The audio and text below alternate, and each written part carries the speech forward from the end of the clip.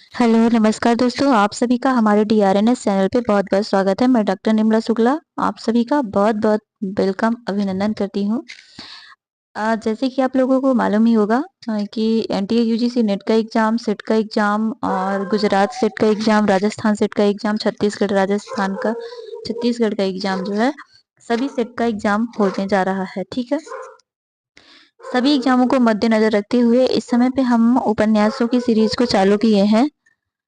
जिसमें से फणीश्वरनाथ मैला आंचल जो है फणीश्वरनाथ रेणु से आज हम पढ़ने वाले हैं। इसके पहले हमने परीक्षा देवरानी जेठानी की कहानी, परीक्षा गुरु, गोदान, शिखर एक जीवनी, बाणभट्टी की आत्मकथा जो है उपन्यासों को पढ़ चुका है। जिन लोगों ने पिछली क्लास हमारी नहीं देखी हो वो पिछली वीडियो में जाकर के चैनल में जाकर के पिछली क्लास देख सकते हैं।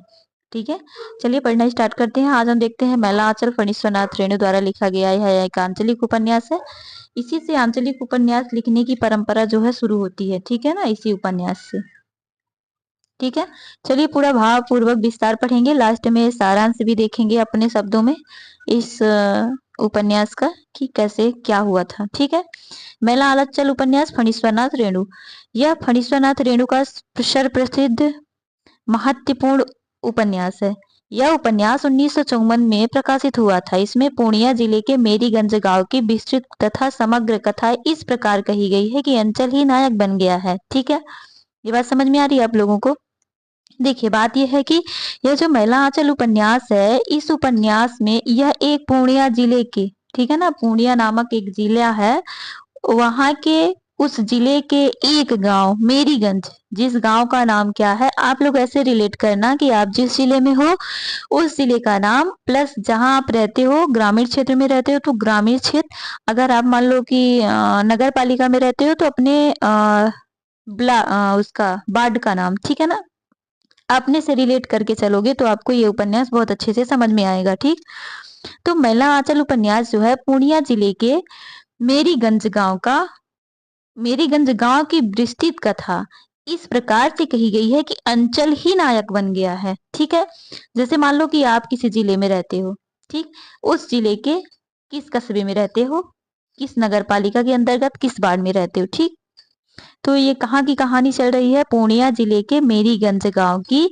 कथा है। ठीक, इसमें उद्देश्य अंचल की समस्याओं को प्रकाशित करने का ही रहा है। इसका मतलब ये उपन्यास, आंचलिक उपन्यास लिखने का उद्देश्य जो है फणीश्वरनाथ रेणु जी का, यही था कि सभी समस्याओं को इसमें बताना था इनको। हालांकि उद्देश्य रचना प्रक्रिया में घुला घुला हुआ है, ऊपर से चिपका हुआ नहीं दिखाई देता। ठीक है, मतलब इसमें चिपका हुआ होने से मतलब यह है कि ऊपरी ऊपरी से या चिपका हुआ, मान लीजिए कि थोड़ी सी बात कुछ और कर दी, थोड़ी सी आंचलिकता को डाल दिया। ठीक है ना, मतलब थोड़ी सी शहरी, मतलब वर्णन जो है पूरा शहरी क्षेत्र का किया और थोड़ी सी आंचलिकता को दिखा दिया उपन्यास में, ऐसा इन्होंने नहीं किया है। ठीक है ना, ये कह रहे हैं ऊपर से चिपका हुआ नहीं दिखाई देता, ठीक है ना, नहीं दिखता है, मतलब ये पूर्णतः उपन्यास जो है आंचलिक ही है।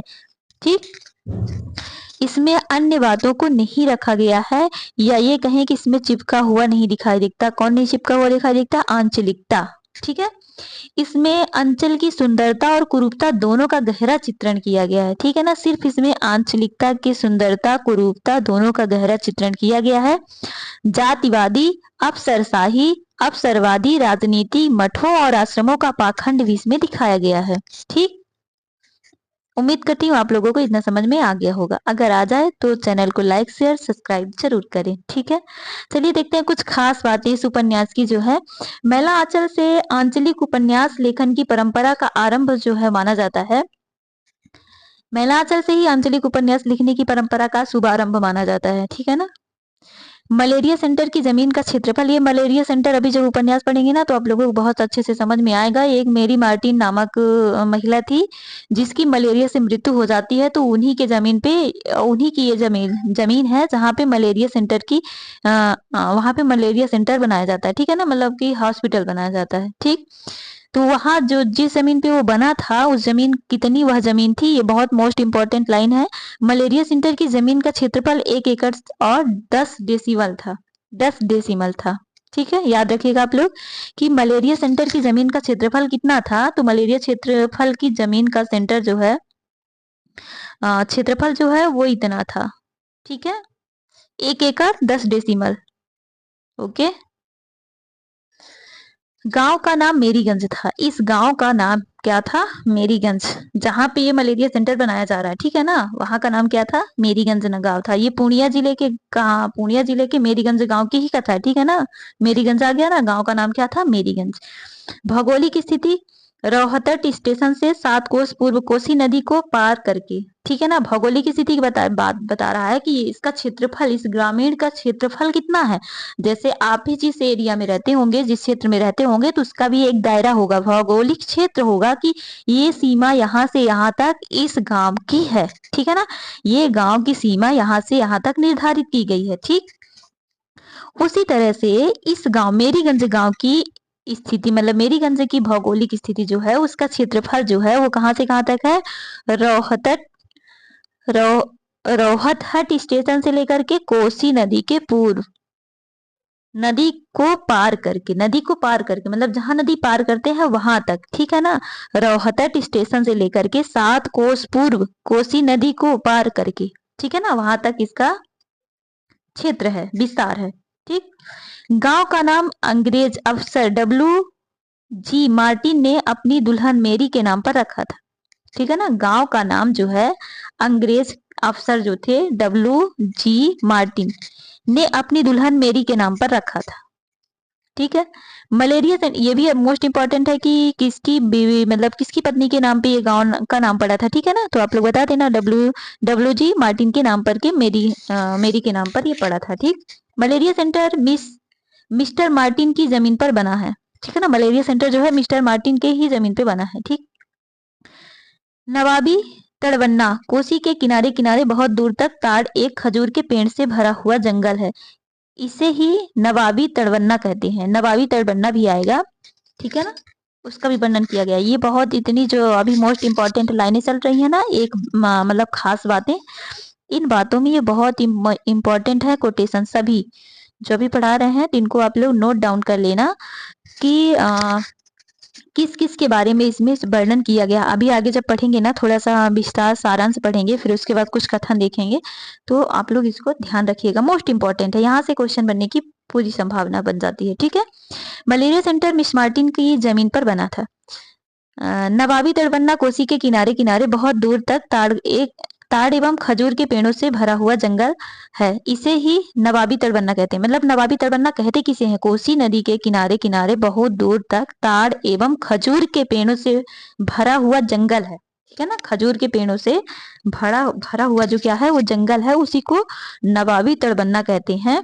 और अभी हमने ऊपर ही पढ़ा था, क्या पढ़ा था? कौन सी नदी थी? कोसी नदी। तो कोसी नदी के किनारे किनारे, मतलब जो कोसी नदी हम पार करते हैं ना, जो उस क्षेत्र की सीमा है, किस क्षेत्र की सीमा है? मेरीगंज, ठीक है ना। मेरीगंज गांव की जो सीमा है, जो नदी आती है, कोसी नदी के बारे में वर्णन किया गया, ठीक है ना। नदी भी आप याद रखना कि मेला आंचल उपन्यास में कौन सी नदी के बारे में वर्णन किया गया, ठीक है। तो कोसी नदी के बारे में वर्णन जो है यहाँ पे किया गया है। तो कोसी नदी के किनारे किनारे बहुत दूर तक ताड़ एवं खजूर के पेड़ों से भरा हुआ जंगल है, उसे ही नवाबी तड़वन्ना कहते हैं, ठीक। गांव की मुख्य पैदावार धान, पाट, खेसारी है, ठीक है ना। धान, पाट और खेसारी है इसकी मुख्य खेती। कहाँ की? मेरीगंज गांव की।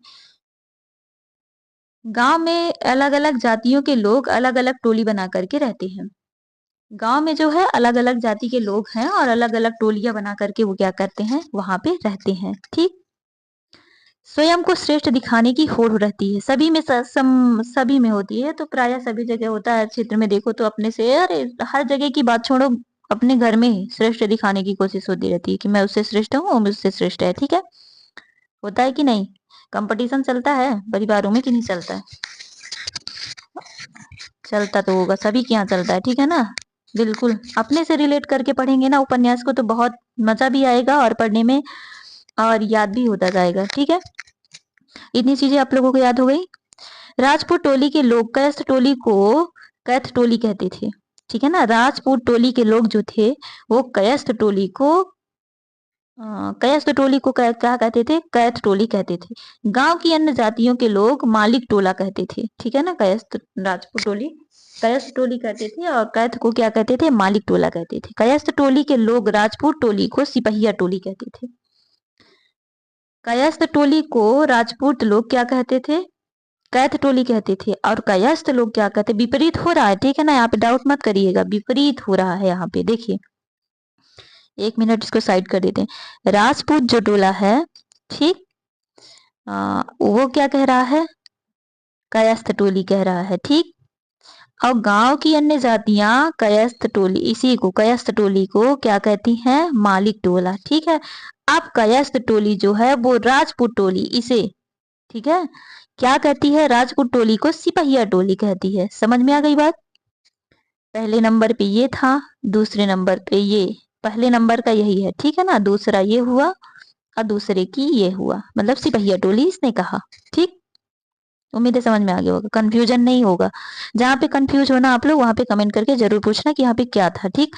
मठ में सुबह बीजक का शब्द का वाचन होता था। जब मठ था, आप पता होगा, बीजक, साखी, शब्द, रमैनी, ठीक है ना, साखी, शब्द और रमैनी, ये बीजक का, बीजक में 3 है ना, साखी और शब्द, रमैनी। तो शब्द का क्या होता था, इस मठ में यहाँ पे वाचन होता था, वहां पे इसका उच्चारण करवाया जाता था, वाचन होता था, सभी लोग वहां पे जाकर के उच्चारित करते हैं। जैसे मंदिरों में जाके लोग पूजा पाठ करते हैं, मस्जिद में जाके नमाज पढ़ते हैं, उसी तरह के यहाँ पे मठ में जाकर के शब्द का गायन करते थे, ठीक है। फिर चंदनपट्टी नामक गांव में हुई सभा में, तो अब एक चंदनपट्टी नामक गांव की बात आ रही है, ठीक है ना। अभी तक मेरीगंज गांव की बात चल रही थी, अब चंदनपट्टी गांव की चल रही, ठीक है ना। चंदनपट्टी नामक गांव में हुआ सभा में बलदेव, बामनदास एवं चुन्नी गुसाई तीनों ने सुराजी के नाम लिखवाए थे। सुराजी के नाम लिखवाए थे। सुराजी पद से, सुराजी एक पद है, ठीक है ना, पद से आशय स्वराज्य चलाने वाले कांग्रेस के सदस्य से है, ठीक है ना। सुराजी में नाम लिखा है, मतलब इन्हों तीनों ने जाकर के अपना नाम वहां पे लिखाया था, ठीक है ना। सुराजी मतलब सुराजी पद से आश्रय स्वराज्य चलाने वाले कांग्रेस के सदस्य थे, मतलब कांग्रेस का सदस्य बनने के लिए इन तीनों ने जाकर के वहां सभा में अपने तीनों ने नाम लिखवाया था, ठीक। आ गई बात समझ में। ओके। ज्योतिकी नामक चरित्र तुलसी की चौपाई का उल्लेख करता है। ज्योतिकी नामक चरित्र तुलसी की चौपाई का उल्लेख करता है। नदी चली भई उतराई, जस थोड़े धन खल बौराई, ठीक है। ये तुलसीदास जी का दोहा है, चौपाई है जो यहाँ पे ज्योतिकी नामक, ये ज्योतिष की बहुत पंडिताई बताता है, आगे चल के पढ़ने में समझ में आएगा। ये यही करता है, नदी चली भरी उतराई, जस थोड़े धन खल बौराई। अब देखिए, अब उपन्यास में आ जाते हैं, ठीक है ना। चंदनपट्टी नामक गांव का जिक्र जो है, अभी जिक्र में सिर्फ एक ही काम आया है कि ये 3 लोग जो थे, तीनों लोगों ने क्या किया था, वहां पे जाकर के कांग्रेस कमेटी के सदस्य बनने के लिए वहां पे आवेदन दिया आया था, ठीक है ना। मेन बात ये है, ठीक है ना। सुराजी में नाम लिखवाया, मतलब वहां पे आवेदन दे के आया था कि मेरा नाम आए, मैं सदस्य बनूं, ठीक। अब आ जाता है उपन्यास 2 खंडों में विभाजित है। ये जो महिला आंचल उपन्यास है, ये 2 खंडों में विभाजित है, जिसमें प्रथम खंड को 44 परिच्छेद में एवं दूसरे खंड को 23 परिच्छेद में बांटा गया है, ठीक है ना। प्रथम खंड को 44 परिच्छेद में बांटा गया है, यहाँ पे लिख देती हूँ, ठीक है। अब लोग नोट डाउन कर लेना। देखो ये क्या हुआ, चल नहीं रहा। प्रथम खंड को क्या हुआ, 44 है, 44 दृश्य, ठीक है।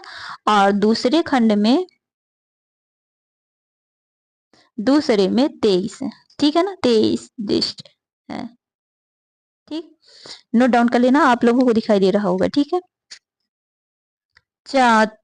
प्रथम में क्या है, 44 दृश्य है और दूसरे में 23 दृश्यों में बांटा गया है, ठीक। नीचे महत्वपूर्ण परिच्छेदों की चर्चा की गई है, ठीक।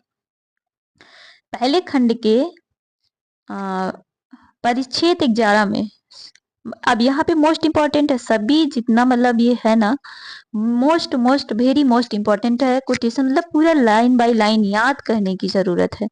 आप लोग ऐसे पढ़ना कि आपको बिल्कुल कंठस्थ हो जाए।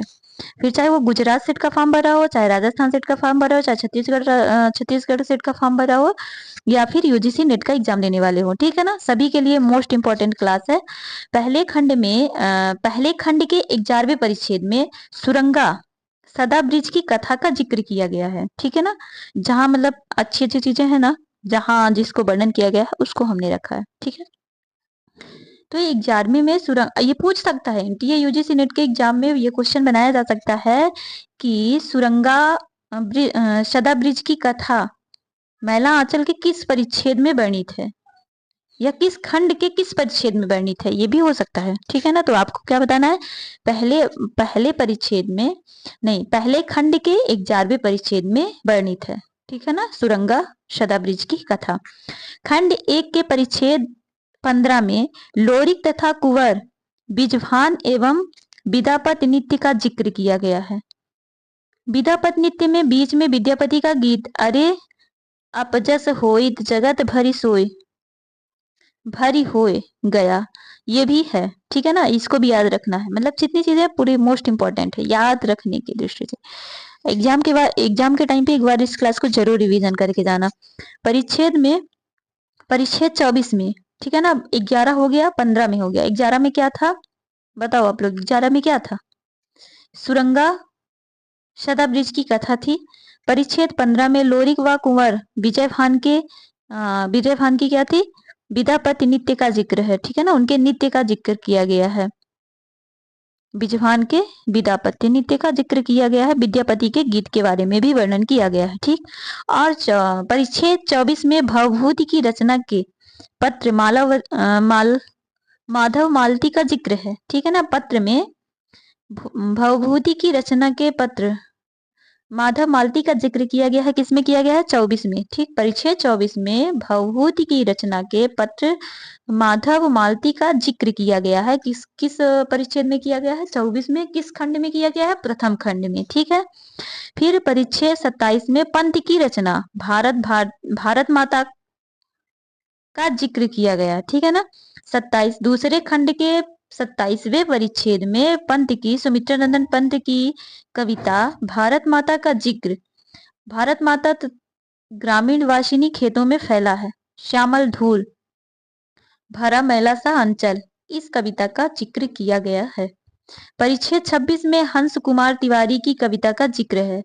26 में हंस कुमार तिवारी की कविता का जिक्र किया गया है, दुनिया कूस बटोर चुकी है, मैं दो चिनगारी दे दूंगा, मैं दो चिनगारी दे दूंगा। क्या कौन सी है कविता, दुनिया कूस बटोर चुकी है। कूस मतलब कुसा होता है। ठीक है ना, कुसा मतलब घास, कुसा एक घास होती है। ठीक, कांस भी बोलते हैं बघेलखंडी में।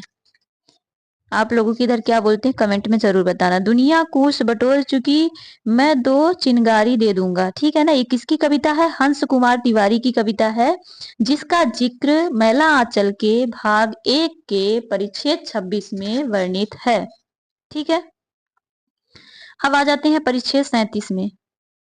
प्रथम भाग में कितने परिच्छेद थे, 44। ठीक है ना, 44 में अब हम किस में आ गए, मतलब जिस चीज में मोस्ट इंपॉर्टेंट किसी का वर्णन है उसी को रखा गया है। ठीक है ना, जो एग्जाम के नजरिए से मोस्ट इंपॉर्टेंट है। परिच्छेद 37 में वर्षा के देवता माने जाने वाले इंद्र को रिझाने के लिए महिलाओं द्वारा जाट जाटिनी खेल खेला जाता है।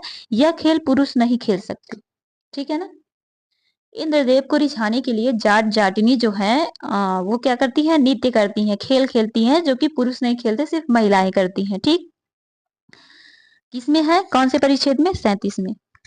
ठीक, आ जाते हैं परिच्छेद 39।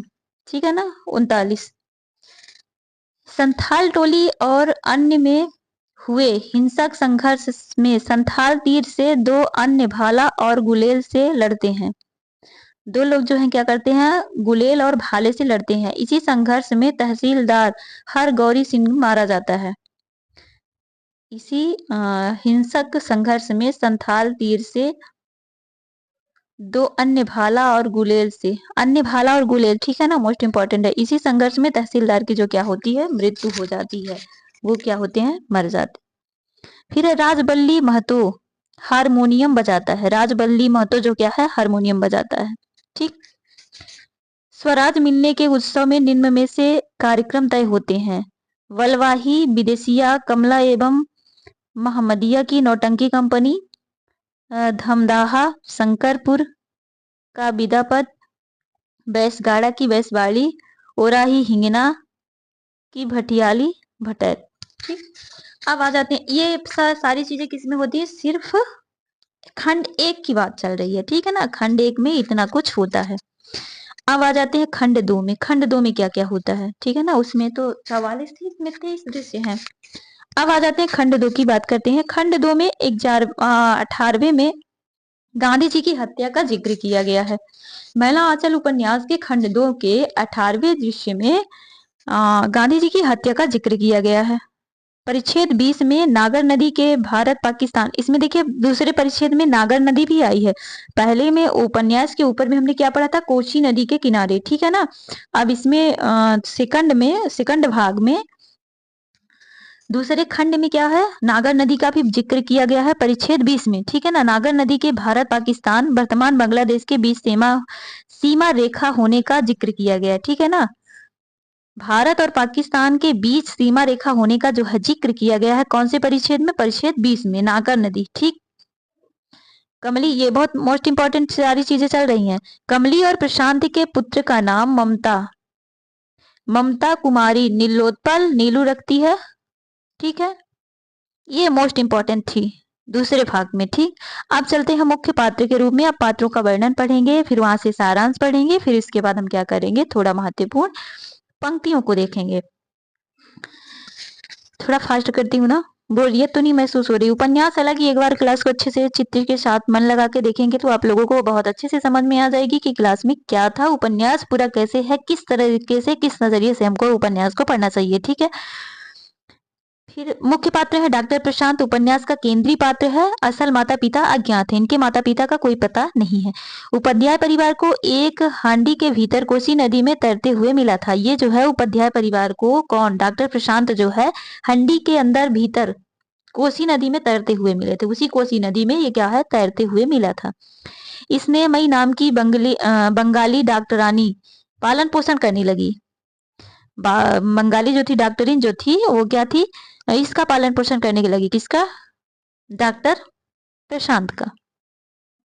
बनारस हिंदू विश्वविद्यालय से 1SC पास करने के बाद पटना मेडिकल कॉलेज में दाखिला इनको मिला था, ठीक। विदेश जाने की स्कॉलरशिप ठुकराकर पूर्णिया के पूर्व अंचल में मलेरिया एवं काला आजार पर शोध करता है। कमली का प्रेमी है, ठीक है ना। इसकी जब पत्नी मेरी मार्टिन जब मर जाती है तो ये क्या करते हैं, इससे शादी करते हैं, शादी नहीं, इससे प्रेम हो जाता है, किससे, कमली से। कमली को प्रेम में राजकमल कहता है, कमली को जो है प्रेम से क्या कहता है, राजकमल कहता है। विश्वनाथ प्रसाद कायस्थ टोली का मुखिया है, ठीक। राजा पारवंगा का मीनापुर सर्किल का तहसीलदार है। 100 बीघा जमीन का दस्तकार है। बाद में तहसीलदारी से इस्तीफा देकर के कांग्रेस में शामिल हो जाता है। अब आ जाते हैं बलदेव जी। बलदेव कांग्रेस का कार्यकर्ता है। सुराजी स्वराज्य का समर्थक है, ठीक है ना। साम्राज्य का क्या है, स्वराज्य का समर्थक है। ये कांग्रेस का कार्यकर्ता है, स्वराज का समर्थक। चंदनपट्टी नामक गांव में रहने वाला, ये चंदनपट्टी गांव का रहने वाला था, ठीक है ना, बलदेव। फिर है 2 साल जेल में रहता है। खादी पहनता है और मिलने पर जय हिंद का उच्चारण करता है। फिर है वामन दास, यही तीनों गए थे ना वहां पे दाखिला वो करने, कार्यकर्ता बनने के लिए। कांग्रेस का कार्यकर्ता है। सुराजी स्वराज्य का समर्थक है। बौने कद का व्यक्ति है। घोर नैतिकतावादी। एक बार चंदे के पैसे से जलेबियां खा लेने के बाद, चंदा का जो पैसा मिलता है ना, उसके जलेबियां खा लेने के बाद 2 दिन तक उपवास करके प्रायश्चित किया था। इसने चंदे के पैसे से क्या किया था, जलेबियां खा लिया था और 2 दिन तक इसने पश्चाताप किया था। फिर आते हैं कौन, कालीचरण, सोशलिस्ट पार्टी का कार्यकर्ता। कांग्रेस की पार्टी, सोशलिस्ट पार्टी, ठीक है ना, 2 पार्टियां आ गई हैं, नोट डाउन करते रहना। पार्टी का कार्यकर्ता है। युवा वर्ग का प्रतिनिधित्व करता है। साहसी शोषण का विरोध करने वाला है। डकैती के झूठे आरोप में जेल में बंद कर दिया जाता है, लेकिन वहां से फरार हो जाता है। फिर आती है कमली, तहसीलदार विश्वनाथ प्रसाद की पुत्री और प्रशांत की प्रेमिका, रोज से पूजन करती है। किसी अज्ञात बीमारी से ग्रस्त है जिसका इलाज कराने में ही डॉक्टर से परिचय होता है। फिर है लक्ष्मी, मठ में दासी है। मठ के महंत द्वारा शारीरिक और मानसिक रूप से शोषित बाद में बलदेव के साथ रहने लगती है। महंत सेवादात, मेरीगंज के मठ का महंत अब यही मठ में ही शब्द सुनाया जाता था, ठीक है ना। और ये कौन था? महंत थे, महंत सेवादास। महंत का जो नाम था, वहां मठ के जो महंत थे उनका नाम क्या था? सेवादास। ये बहुत दुष्ट था, ठीक है ना, ये शोषण करता है। ठीक है, पहले बहुत ज्ञानी साधु समझा जाता था, पर लक्ष्मी दासिन को लाने के बाद लोग भला बुरा कहने लगे थे। ये लक्ष्मी दासिन जो है ना, इसको इसने रख लिया था। प्यारू डॉक्टर प्रशांत का सहायक है। पहले रोहतक स्टेशन में एक होम्योपैथिक डॉक्टर के यहाँ 5 साल नौकरी कर चुका था, ठीक है ना। कौन कर चुका था? डॉक्टर प्यारू, ठीक। दौड़ी बूढ़ी दही बेचने का काम करता है। चाल चलन और बोलचाल का तरीका औरतों की तरह है, ठीक है। फिर है लरसिंह दास घिसदास। मठ में आचार्य गुरु के नाम का संदेश लेके आता है, परंतु लोभ में आकर के महंत बनने के लिए क्या करता है? कोशिश करने लगता है, ठीक है। सुमित दास बेतार की खबर उपनाम से जाना जाता है। बेतार की खबर उपनाम से जाना जाता है। ये कौन? सुमृत दास जो है बेतार की खबर उपनाम से जाना जाता है। तहसीलदार विश्वनाथ का टोलिया गवाही की रोटी खाने वाला है। पार्वती की माँ अधेड़ उम्र की स्त्री जिसको गांव वाले डायन मानते हैं। हीरू नामक चरित्र द्वारा इसे शक में इसकी हत्या कर दी जाती है। चलिक्तर कर्मकर क्रांतिकारी है, सोशलिस्ट पार्टी का सदस्य है। फिर है बम पिस्तौल और बंदूक चलाने में माहिर था। कौन था ये बम पिस्तौल चलाने में माहिर? चलितर कर्मकार, ठीक है। चरित्र कर्मकार जो है वो क्या था? बंदूक बम और पिस्तौल चलाने में माहिर था। चुन्नी गोसाई बलदेव और बामन के साथ सुराजी बना था। बाद में सोशलिस्ट पार्टी में शामिल हो गया था, ठीक है ना। सुराजी मतलब वही कांग्रेस का सदस्य बनता है, ठीक है ना। सुराजी से ऊपर ही बता दिया गया है कि सुराजी का मतलब क्या है, ठीक। अब हम लोग आ जाते हैं गौणपात्र के रूप में। गौणपात्र को आप लोग ये देख लेना। बामनदास ठाकुर, कुमारपाल सिंह, खिलावन यादव, ज्योतिकी काका, मंगला, आभा रानी, फुलिया, राम पियरिया, वासुदेव, तहसीलदार हरगौर, मार्टिन, शोभा जाट, खलासी, रामकिशन बाबू, नीलोत्पल, राम नारायण, उधोजी भगत, रामभवन केसरी, सतगौड़ी, उचित दास, गंगा प्रसाद यादव, सानिया मरमूज, राजो, लक्ष्मीदास, नारद दास, खलस महतो, गांधी जी, पंडित नेहरू, राजेंद्र प्रसाद, देवनाथ मलिक, सोनाई यादव, मंजू महतो, फिर है जालिम सिंह, हरखू तेली और नागा बाबा, भोला बाबू आदि, ठीक है। अब हम आ जाते हैं मुख्य कथा वस्तु पे, ठीक है। जल्दी जल्दी थोड़ा पढ़ेंगे, आप लोग भी बोर हो गए होंगे, अब थोड़ा मजा आएगा, ठीक।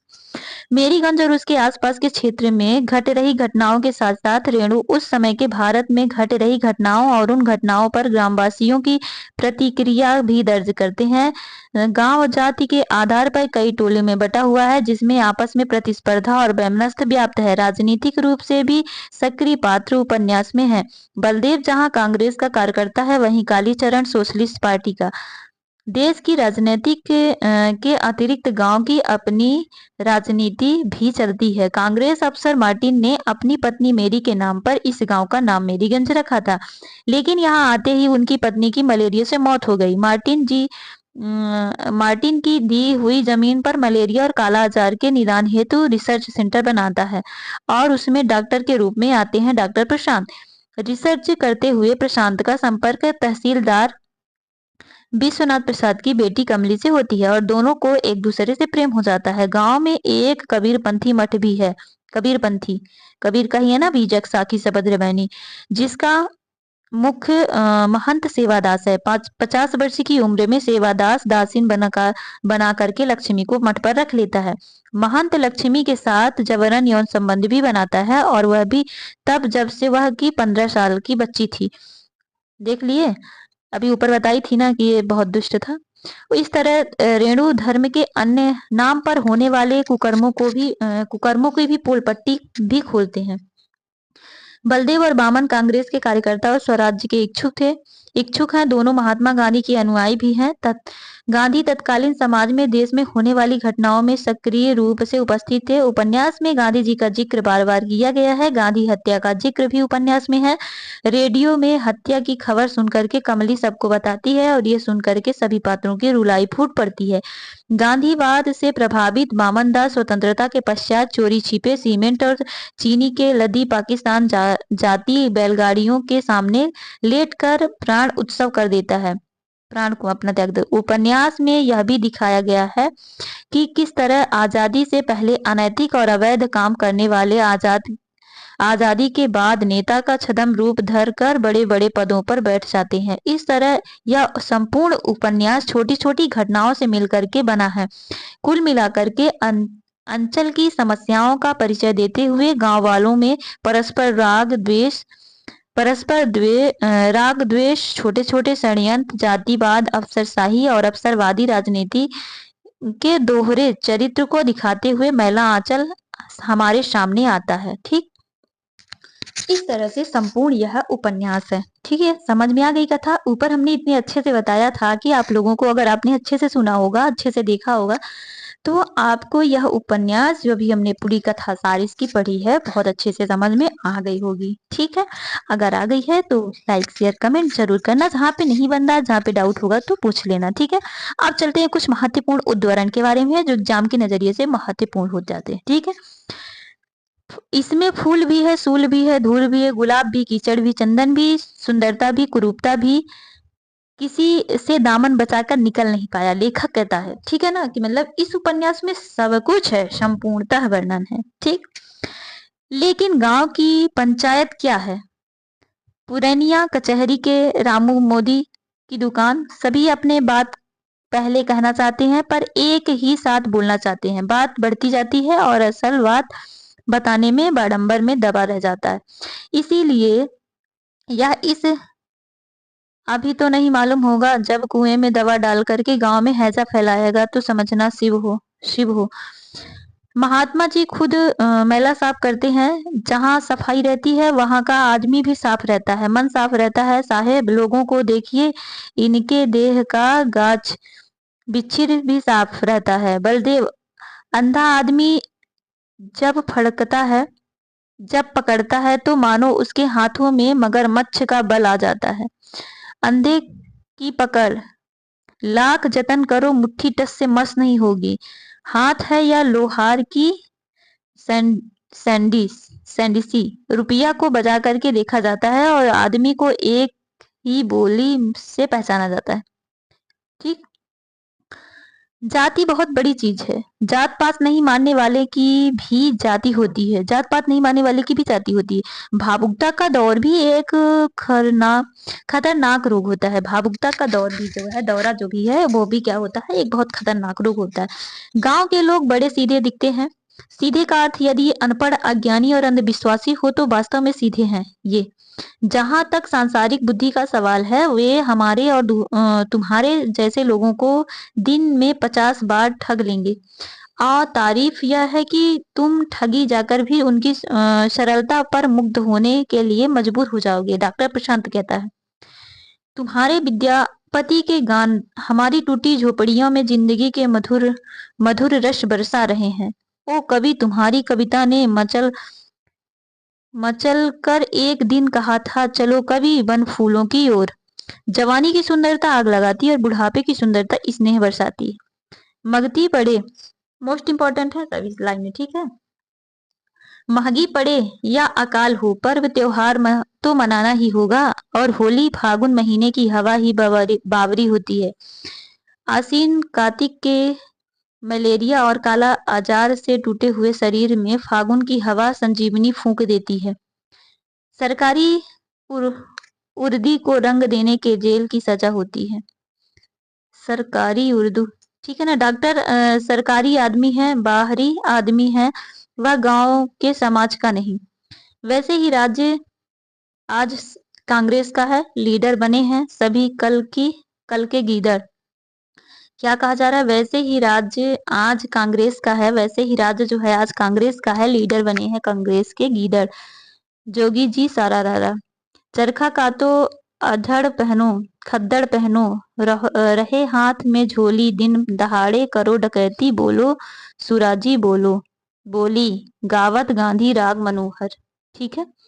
चरखा चलाने वाला बाबू राजेंद्र कहता है ये। गुजर भारत आई है रे होई, हुरिया आई फिर से, वीर जमाहिर, वीर जमाहिर शान हमारी, जय प्रकाश जैसो भाई रे, हुरिया आई फिर से। हुरिया मतलब होली आई। ठीक है। अब वह यह मानने को तैयार है कि आदमी का दिल होता है शरीर को चीड़ फाड़ कर जिसे हम पानी पा सकते हैं, चीड़ फाड़ जिसमें हम पानी पा सकते हैं। वह हाट नहीं, वह अगम अगोचर जैसे जीत है, जिसमें दर्द होता है लेकिन जिसकी दवा एडिशन नहीं। उस दर्द को मिटा दो, आदमी जानवर हो जाएगा। दिल वहाँ मंदिर है जिसका आदमी के अंदर का देवता वास करता है। प्रत्येक इतिहास का गौरव करने वाले युग में पले हुए हर व्यक्ति को अपने खानदान की ऐसी कहानी चाहिए जिसमें उजाले से वह दुनिया में चकाचौंध पैदा कर दे। धरती माता अभी स्वर्णाचल है, गेहूं की सुनहली बालियों से भरे हुए खेत में परवैया हवा, पुरवैया होनी चाहिए, पुरवैया है, ठीक है ना, हवा लहरें पैदा करती है। सारे गांव के लोग खंडों में हैं, मानो सोने की नदी में कमर भर सुनहले पानी से हमारे गांव में लोग कीड़ा कर रहे हैं। सुनहली लहरें जो हैं, ताड़ के पेड़ों की पंक्तियां, झरवेरी का जंगल, कोठी का बाग, कमला के पत्ते से भरे हुए कमला नदी के गड्ढे। लकजी की जात, लड़की की जात बिना दवा दारू के ही आराम हो जाती। मौसी ने जब जुगल जोड़ी देखते हैं तो उसके हाथ स्वयं ही अंचल में छूट पड़ते हैं, छूट पर चले गए।